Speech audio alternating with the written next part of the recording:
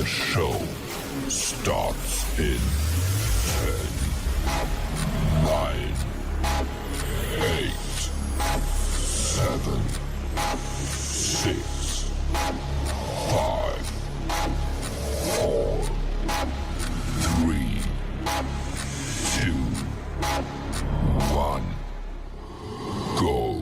Whether you're new to sales or a lifetime veteran, the Blackbelt Sales Podcast will sharpen your sword and guide you to master the art of sales. And now, here's your host, the ninja himself, Slade.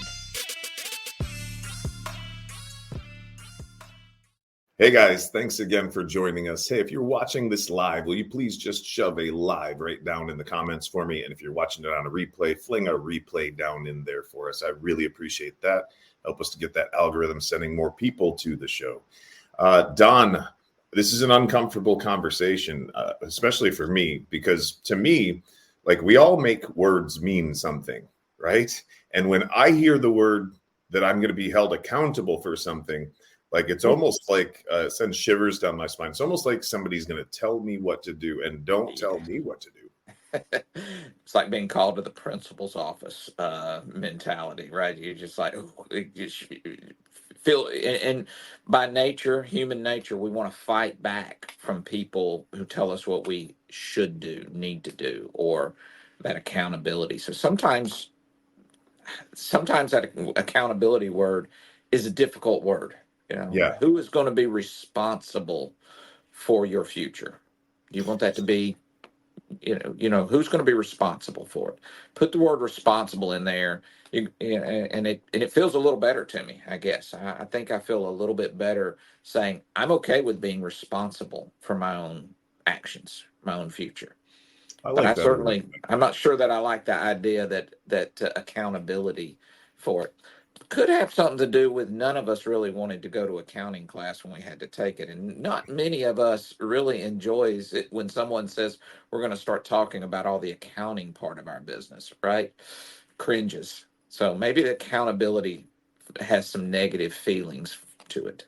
So, Don, I'm sure that you've got a lot to say about this topic because you ran a business that had, 70 or so employees at any given time, maybe plus or minus 10, who knows? But there's a lot of holding people accountable there. Go ahead.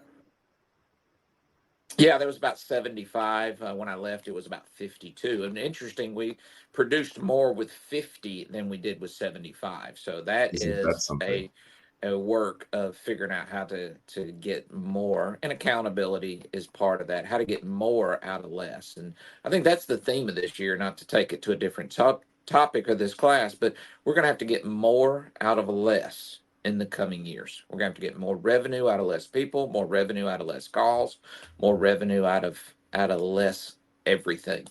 So, and less people to manage it. So for sales managers out there, what I was thinking about when we talked about this conversation about accountability, some of the things I was thinking about for owners and salespeople, well, 3 things in particular. Number 1, daily training. Now, that sounds impossible to some companies, but it's not impossible because I've seen it happen all over the country, right? Whatever you talk about today is what they're going to end up selling today. And the further that you get away from constantly talking about communication and training on it, the suckier your sales are going to be. So you might as well, if you're going to start a company, or maybe you've got a young company, maybe it's an older company, it's time to start implementing daily training. Okay, sure. This company, Lead Ninja, we put out 3 or 4 different reels a day that you could use for topics of conversation in your morning meetings. So hell, the work's already done for you. All you've got to do is go to one of our social platforms. Okay. Yeah. So that's one thing. Being held accountable as an owner to do it, and being held accountable as a coworker to show up. Don?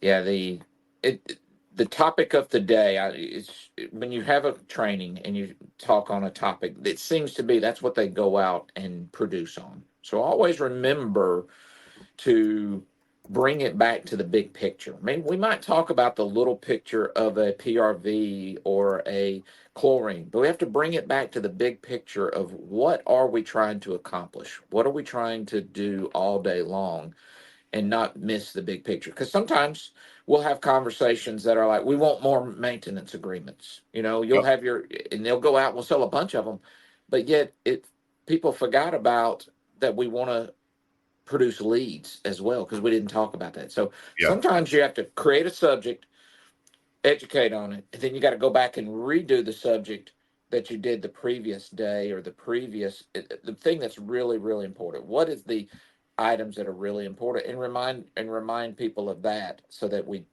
because they probably weren't listening yesterday when you talked anyway, right? Or there's a new employee that comes to your company and they haven't heard the big picture story. Yep. They're hearing that one little small topic and they think that's all they're supposed to be thinking about.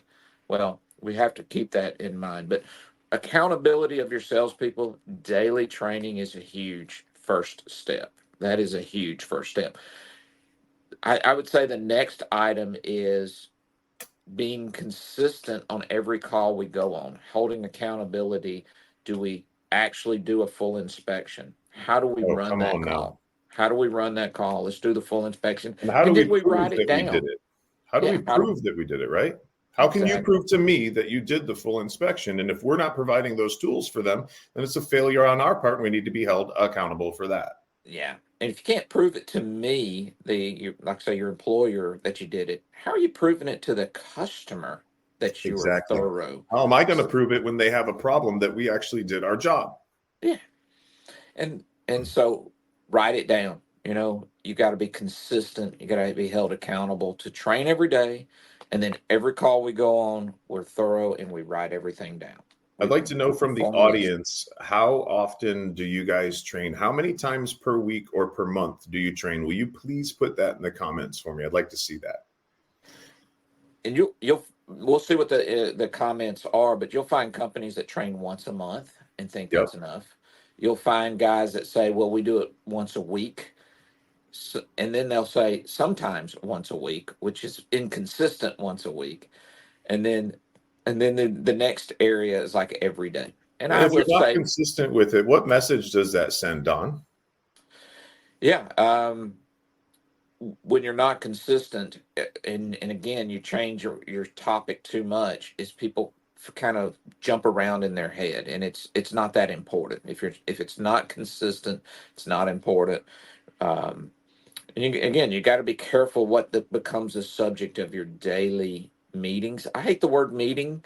Meeting always implied we were about to be just. I don't We know didn't the. have meetings. Yeah, I would love a daily training session, but absolutely hated when a manager of mine wanted to hold a meeting.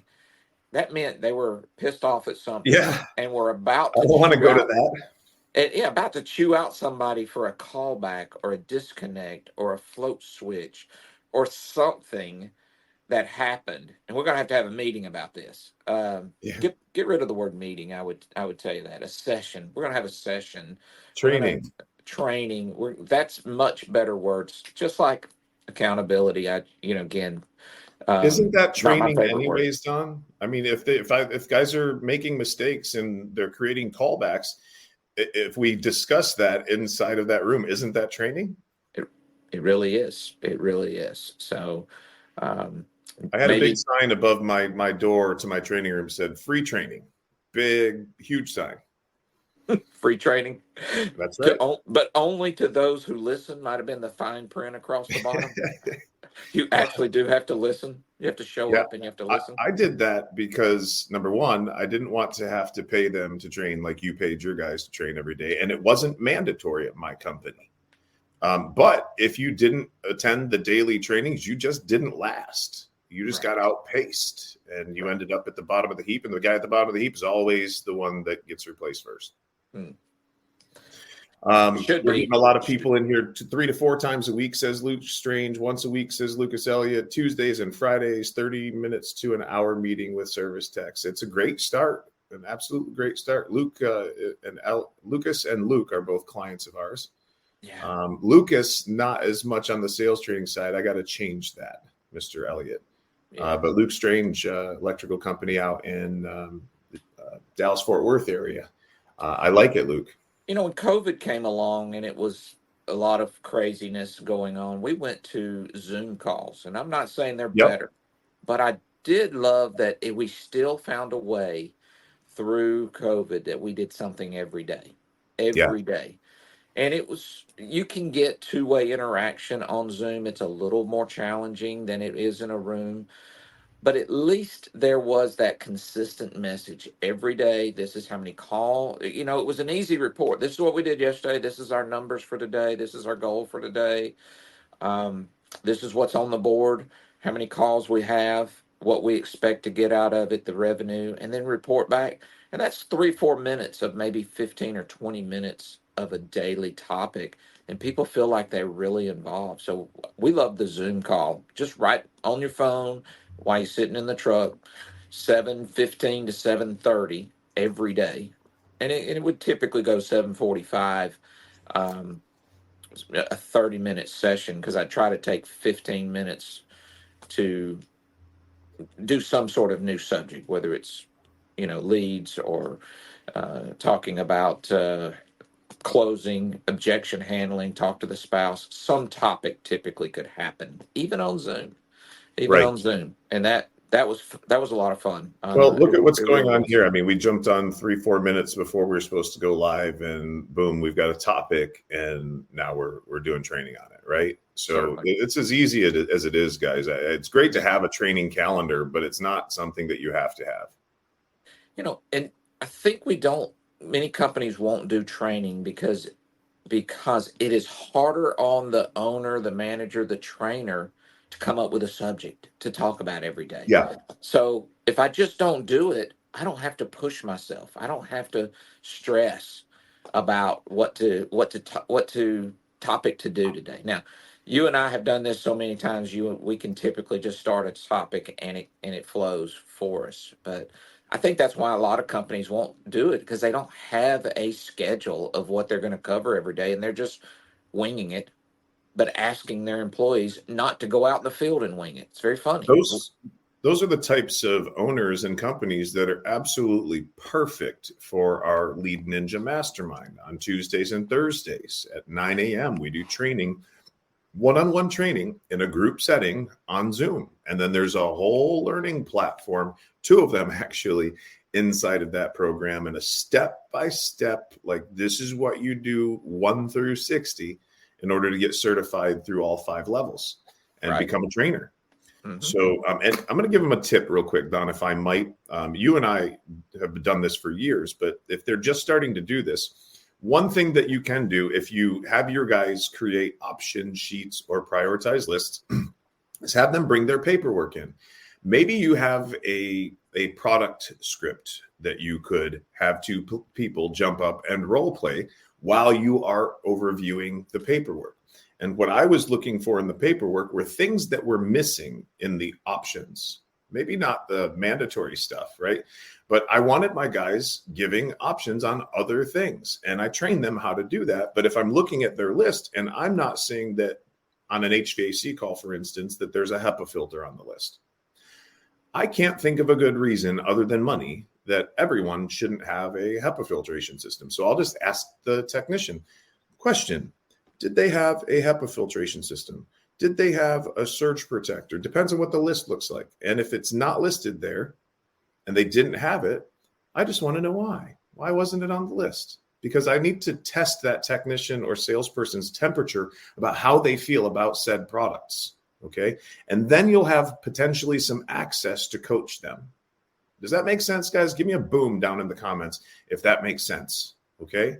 And by the way, if you're watching us live and you haven't put live in the comments, will you do that for us? And if you're watching us on a replay, will you do that for us as well? Replay down in the comments.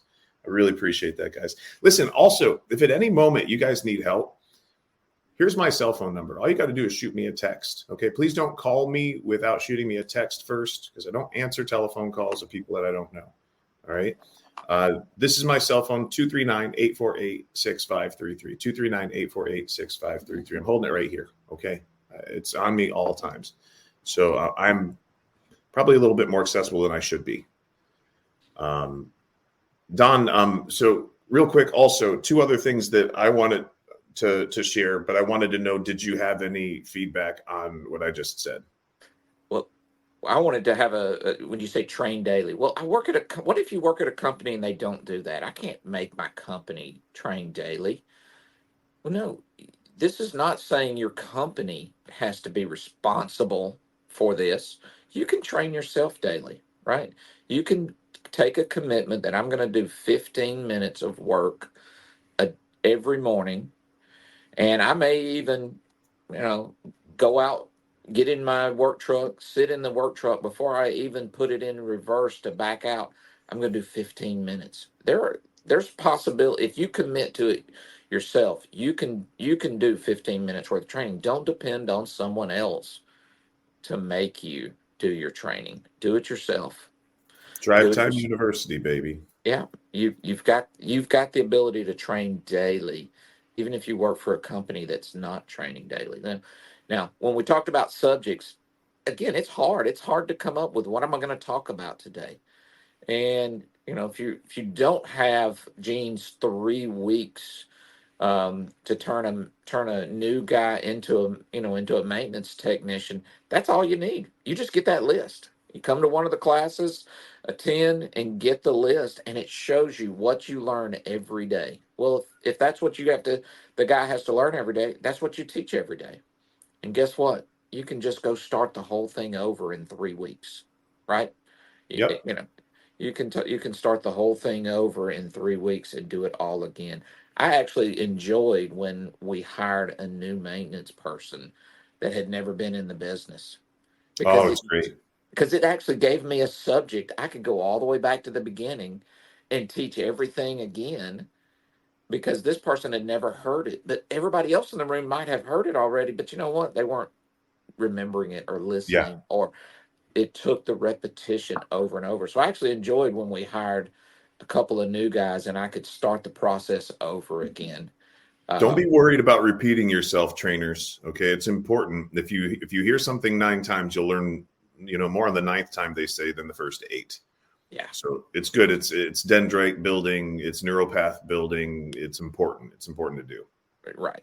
And dendrite building. So be consistent with how you teach it. It's okay.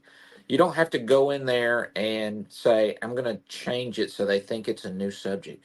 Teach it exactly the same way over and over again, and you'll help them burn dendrites. They'll burn it into their memory, their long-term memory with that process.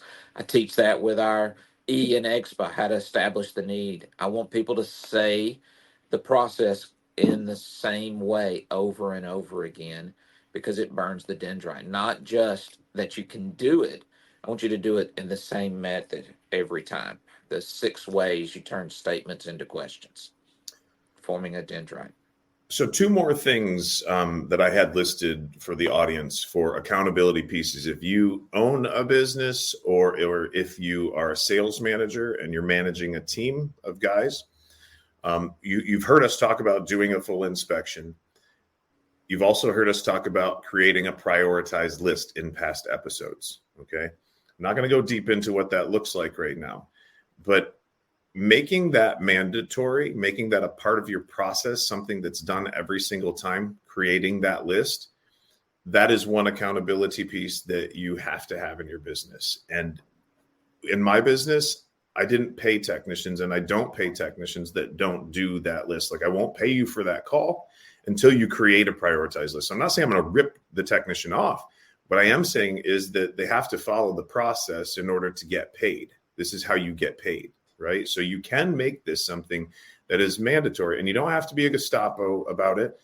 It wasn't hard for me when I made it mandatory. I had some guys that didn't do it, and they didn't get paid on certain jobs. And they came to me at the end of the week and said, hey, I didn't get paid on this job. And I said, do you know why? And they said, I didn't have a prioritized list. I said, you realize it's part of the process, right? And they're like, yeah, but I didn't have one.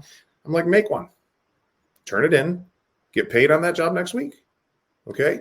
And it's not saying that we will not pay. You didn't pay people, right? No, I paid every one of them. It didn't go on this pay period until you completed it. Once you completed it, it went on that pay period.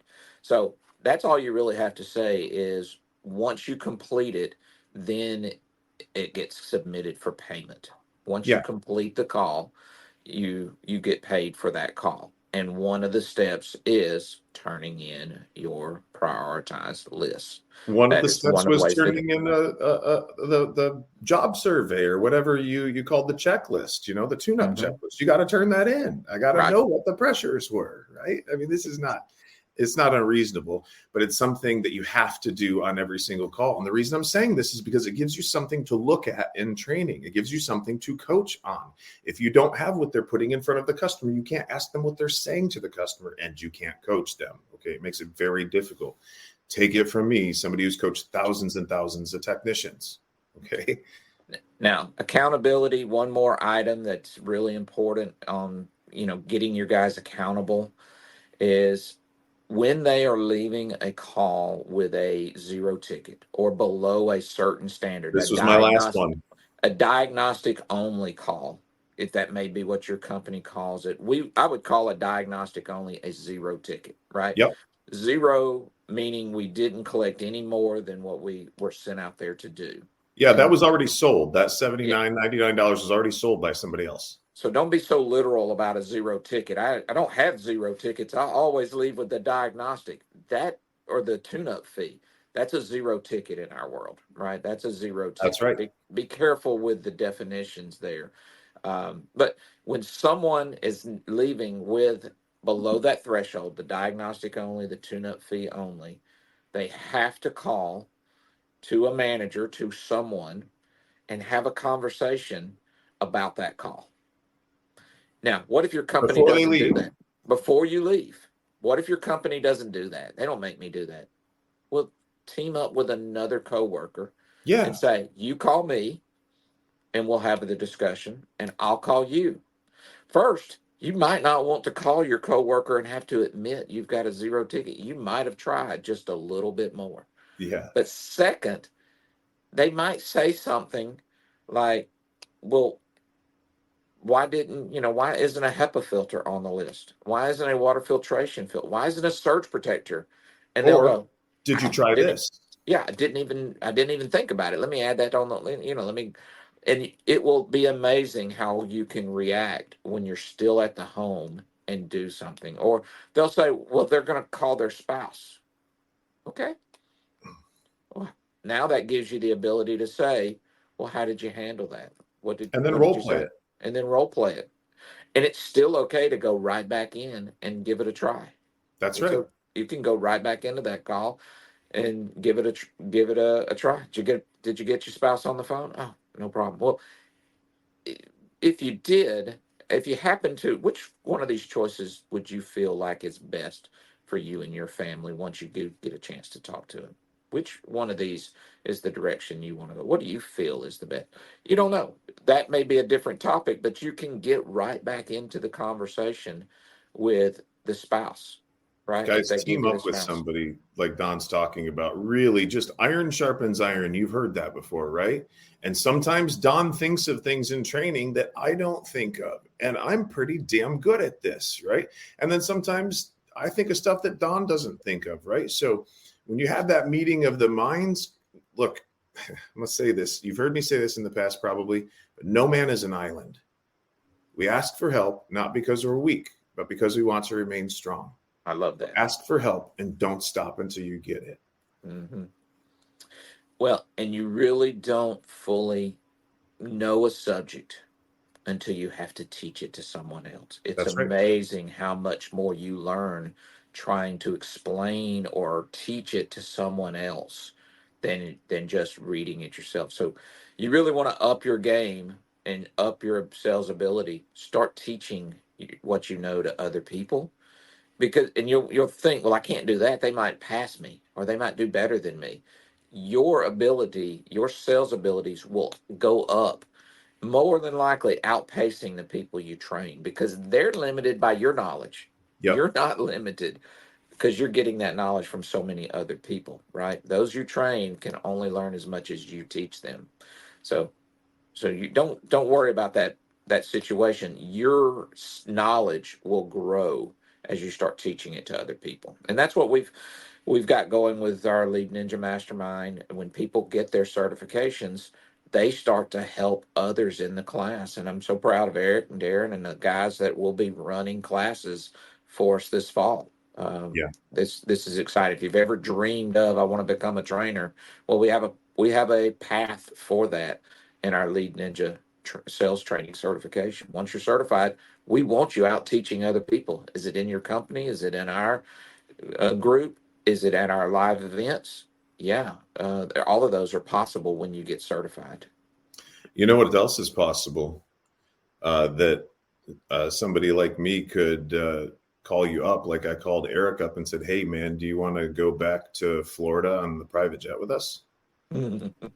He's getting a free ride on Right. private jet. He's getting a free weekend of training at the mansion. He's getting his room paid for. All of it, everything's paid for. He's got a free ticket basically to come out and continue to attend our training sessions. And he just pitches in and helps to train while he's there. And that's going to make Eric better. It'll make Darren better. It makes all the guys that are certified that come back to help better. So if you, for your own accountability, if you're a manager and you're owner of a company, train daily. If you need subject help, hit up Gene. Come to one of our events, hit up Gene. There's a lot of topics out there. There's booklets full of topics that you can teach. That's not the problem. So train daily. Make sure that they're doing a full inspection on every call, writing everything down they find, and then if they're leaving without an add-on, if they're getting a zero ticket, a diagnostic only, whatever your company calls it, make them pick up the phone and call you and just let you know why that's happening before they leave the house. Take a 5-minute phone call and let them, and they can call you and then just have that conversation, and you'll be amazed how those things will massively change your company. Massively change your company. Dude, like if people just did what we were talking about on this episode alone, Don, I mean, like we've given people enough to go out and from scratch just about build a $3 to $5 million company just with what we've given them today. I mean, and think about if we can give that kind of value in a half an hour, what kind of value are you going to get in 4 nights and 3 days with us in September right. 29th through October 3rd in Gatlinburg, Tennessee. That'll be our next live event. There are 26 or 28 seats left, and that is it. And it will be sold out, and you will have missed out if you don't reach out to us in the next couple of weeks. It could be, we had 21 seats sell last week. 5, I think, have sold this week already, and we're just waiting on payments for several more. So it's getting down the wire, guys. And listen, you don't have to come up with all the money right now. We can do a deposit or something like that and payments over the next 60 days. Or if you need something with teeny tiny payments, we have got tons of banks that we work with that will provide you. They'll make it stupid, ridiculous, easy. You can get your money for your airline ticket, everything from them. Don? Yeah, this will be one of our biggest events, but yet it's still small. It's designed so that you get one-on-one role play attention at the event. Unless you avoid me, you're going to be quizzed on how to implement the script and the phrasing, and that I want to think about it and all of that before you leave. And I want you going back with phrases, scripts, but phrases that have become you, so they just flow right out of you on your first call. Most people go back and are so super excited about going back to work as soon as, to run calls, because it's like it puts a whole new leash on life. It just really is incredible what the training does. And this, I think we're going to have around 60 people training in this at this event, which will be one of our biggest. Typically, we're in the 30 range for a class, but we're also going to have 4 trainers this time instead of just the 2. So it's an incredibly growing event for us. It's going to be exciting. It is going to be fun, Don. It's going to be a lot of fun. I've got the chefs all set up for breakfast. That's going to be great. We're going to have a really nice dinner one night, and the rest of it, I mean, all the catering is pretty much set up. So super stoked about that. Guys, if you want more information on that, just put Mansion down in the comments or text me again at that number that I put up earlier. For those of you that are on Spotify or on Apple Podcasts, the number again is 239-848-6533. 239-848-6533. The dates again, September 29th, which is a Sunday. You check in at 6 p.m. Check out on Thursday, October 3rd before 10 a.m. Okay. And I do have one seat on the jet. If you're down here in the southeastern part of the country and you want to fly up there to Gatlinburg with us, I got one seat left on the jet. So hit me up and maybe we can work it out so that you can fly with us. Don, thanks for joining us today. Yeah, we haven't talked about a program like this, and this is just hitting you out of left field. But if someone signs up for it soon, today, could we give them like a script on how to sell a surge protector? They can go out and actually sell enough surge protectors to pay for this class. If you just picked up a surge protector script and signed up for it today, started utilizing it, and get 30 minutes or an hour of Gene or my time to practice to get good at how to sell surge protectors, you could sell enough surge protectors to make this class, especially as a manager or an owner. I'd be willing to say we can show you how to pay for this class and produce the revenue before you ever go to the class. Man, what a great idea. Do a session. What a great idea. I'm more than happy to do that, Don, because I'm going to get them some of most of that information at the class anyways. Let's help them pay for it. So if that sounds like a deal to you guys and you want to go ahead and get to the class, but you're concerned about how to pay for it, we'll have a meeting with you once you do get registered for the class. We'll have a meeting with you and we'll give you some direction on how to go ahead and make enough money, extra money to pay for it above and beyond what you're already selling. Great idea. Yeah. Cool, man. You all done? Right. I'm done, man. I'm signing off. Train daily, hold them accountable to be thorough, write it down. And if they're leaving with a 0 ticket, give a call to a coworker, to a responsible person, to somebody, to you. And again, if you're a technician, find you someone in your company that you can partner with. It's okay, even if it's not a manager. You might not want your manager to know. I get that, but you might have a coworker that you could team up with. Those things alone will make you pay. That will make the money to pay for this class and then some. And then there's a lot more information to learn at the class. So great. Good stuff, man. Have a great day. Love you, ninjas. Until next time. See you later.